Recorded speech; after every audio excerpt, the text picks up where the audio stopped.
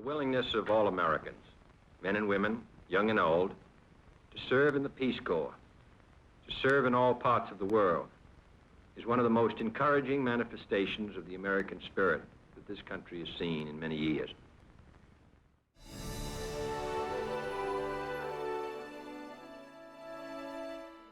The Peace Corps was established in 1961 by President John F. Kennedy, and its first mission sent volunteers to Ghana to serve as teachers.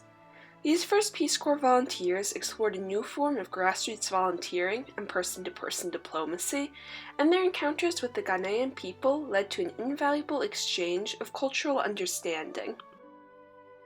Ghana gained independence from Britain in 1957, and the nation's first president, Kwame Nkrumah, proclaimed that his people would have free and compulsory education.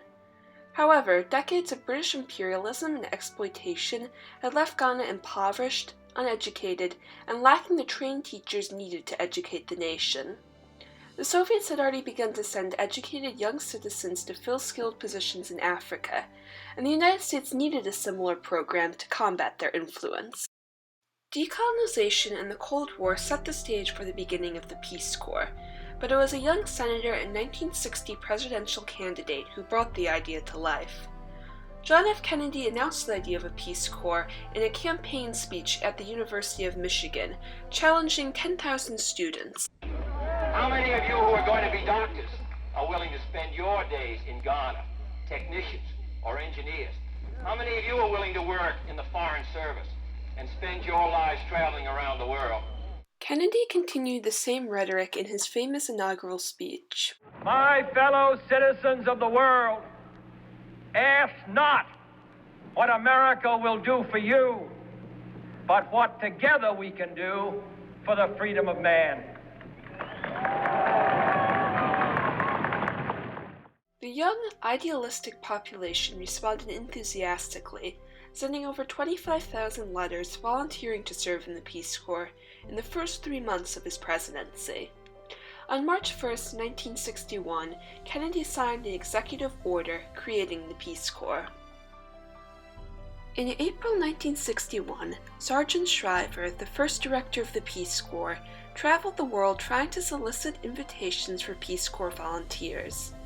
Before Shriver's visit to Ghana, the Ghanaian Times denounced the Peace Corps as, quote, an agency of neocolonialism and an instrument of subversion. We reject all twaddle about its humanitarianism. However, President Nkrumah called the program a bold and splendid idea and requested 50 to 75 secondary school teachers. The first group of 51 Peace Corps volunteers, nicknamed Ghana 1, trained for 8 weeks at the University of California, Berkeley. The rigorous training program lasted from 8 a.m. to 10 p.m., 6 days a week, and focused on Ghanaian history, language, and culture. Strategies for cross-cultural encounter were also stressed, including exercises on adjusting to foreign communities and recognizing personal bias. After 8 hectic weeks of training, Ghana 1 touched down in Accra, Ghana on August 30th, 1961. Volunteers taught literature, science, and math in secondary schools across Ghana. They taught in English following British curriculum, administered clubs and activities, and had close relationships with their students. One interesting difficulty faced by volunteers was that students struggled to understand their American accents. This prompted many volunteers to adopt fake British accents, which students were more accustomed to. These first Peace Corps volunteers explored a new form of foreign policy. At the time, U.S. Foreign Service diplomats lived in expensive houses and separated themselves from Ghanaian life. The Peace Corps shattered the status quo. Volunteers traveled by lorry, haggled in the outdoor markets, made Ghanaian friends, and lived at the same level as local teachers. Conditions varied greatly. Those close to major cities had electricity and running water. Others were less modern. As Ghana 1 volunteer Tom Livingston described, quote, since our school has neither doors nor windows, we occasionally have visitors, chickens or goats that wander into the classroom. The Peace Corps was an exploration on a more personal level for volunteers who had, for the most part, never left the United States. As Ghana 1 volunteer Ophelia Delane recollected, quote, "When I joined the Peace Corps, my motivation was to explore someplace I'd never been before and see something about how other people address the problems of the world." Furthermore, the Peace Corps was unique because volunteers simply represented American people, not the U.S. government, and the program maintained a strict separation from other agencies, including the CIA. I guess it's kind of an informal diplomacy. There are all kinds of, there's something called AID, there's the State Department, they send diplomats and all, but that's always very formal. And they live in very nice housing. I think that that's very important for if you're going to be able to get along with other countries, that an informal diplomacy is very beneficial. Liberian President William Tubman agreed with this sentiment, writing, quote, "The Peace Corps has done as much or even more for friendship between the nations of Africa and the United States of America than all of U.S. government loans and grants." Thanks to the Peace Corps' success in Ghana, the program expanded rapidly. By the end of 1961, there were 500 volunteers in the field across the world. In 1963, there were 7,000, and by 1966, 15,000. Peace Corps volunteers' encounters with the Ghanaian people led to an invaluable exchange of cultural and political understanding. The Peace Corps' commitment to exchange was established in the program's original mission statement.